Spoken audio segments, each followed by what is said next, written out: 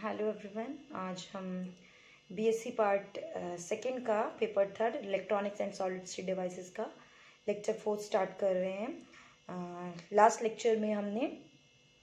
Video में हमने half full wave rectifier के मैथमेटिकल एक्सप्रेशन स्टार्ट किए थे।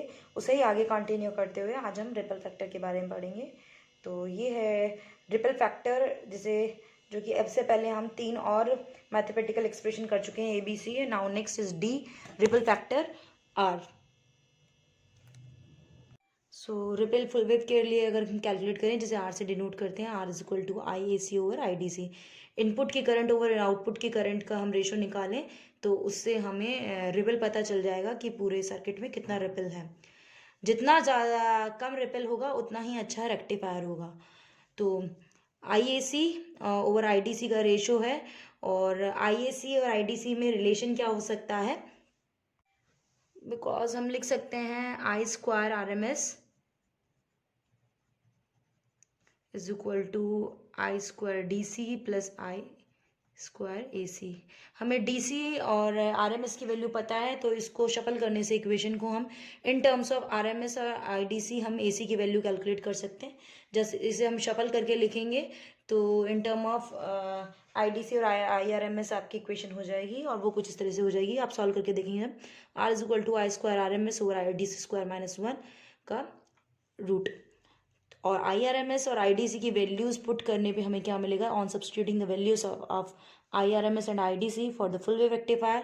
R जो है आपका क्या कैलकुलेट होकर आएगा, क्योंकि IRMS की वैल्यू थी IM ओवर रूट 2, और स्क्वायर की वैल्यू क्या हो जाएगी IM स्क्वायर ओवर 2। और IDC की जो वैल्यू थी वो है आपकी 2IM ओवर पाई थी, और स्क्वायर करने पे क्या हो जाएगा 4IM square over pi square. तो यहाँ IM स्क्वायर से IM स्क्वायर कैंसिल हो जाएगा, ये कुछ आ जाएगा पाई स्क्वायर ओवर 8 माइनस 1 का रूट। पाई की वैल्यू पुट करने पे ये आ जाएगा 0.482, और इन टर्म ऑफ परसेंटेज ये आता है 48.2%। ये है आपकी इक्वेशन नंबर 10। तो ये इतना रिपल है, 48% रिपल है फुल वेव रेक्टिफायर में। जबकि आपका जो हाफ वेव रेक्टिफायर था उसमें जो रिपल का परसेंटेज था वो बहुत ज़्यादा था, वो कुछ 121% था हाफ वेव रेक्टिफायर में। तो सेकेंड पॉइंट यहाँ प्रूव हुआ कि रिपल फैक्टर के कंपैरिजन में भी जो फुल वेव रेक्टिफायर है वो बेटर है then the half wave rectifier. Now next बात करते हैं वोल्टेज रेगुलेशन की, कि वोल्टेज रेगुलेशन क्या होता है।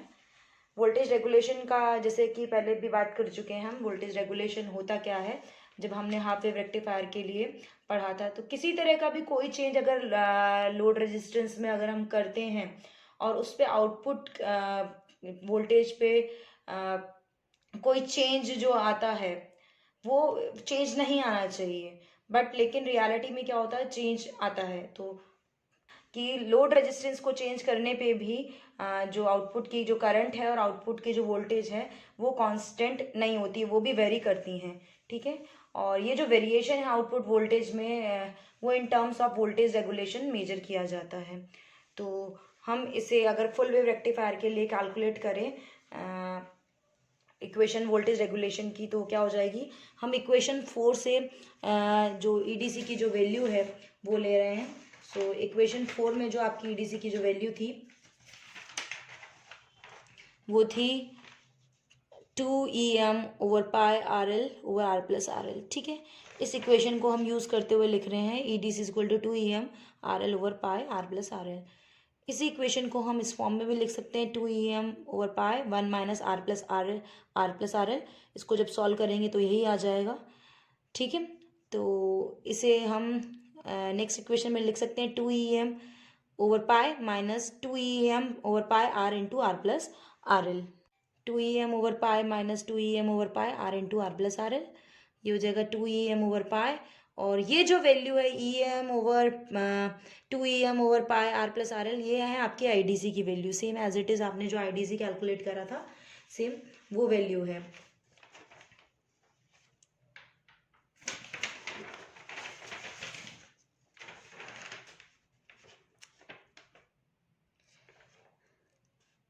दैट इज 2IM ओवर पाई, और IM की value EM R plus RL। तो ये IDC की वैल्यू है।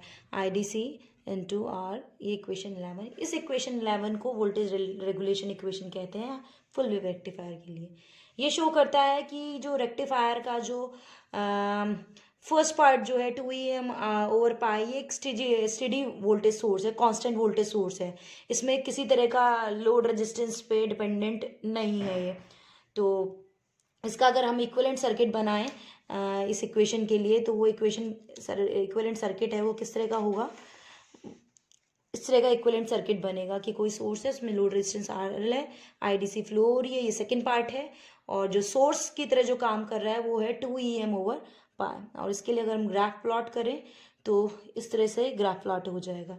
तो इक्वेशन 11 शो कर रही है कि एब्सेंस ऑफ रेजिस्टेंस के में भी जो डायरेक्ट वोल्टेज, जो मैक्सिमम वोल्टेज होगी वो इतनी होगी 2em ओवर पाई।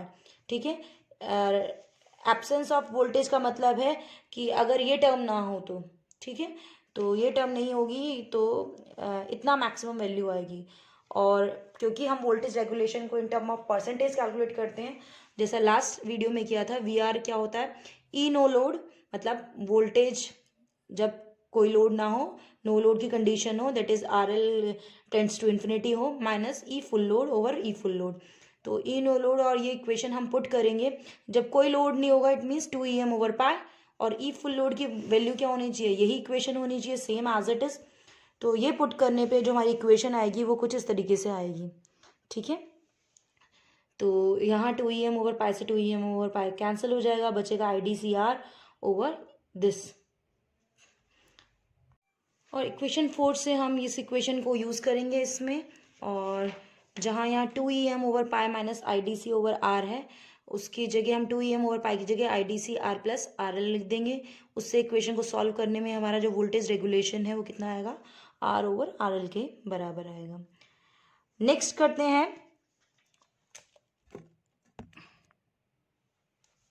नेक्स्ट है पीक इनवर्स वोल्टेज।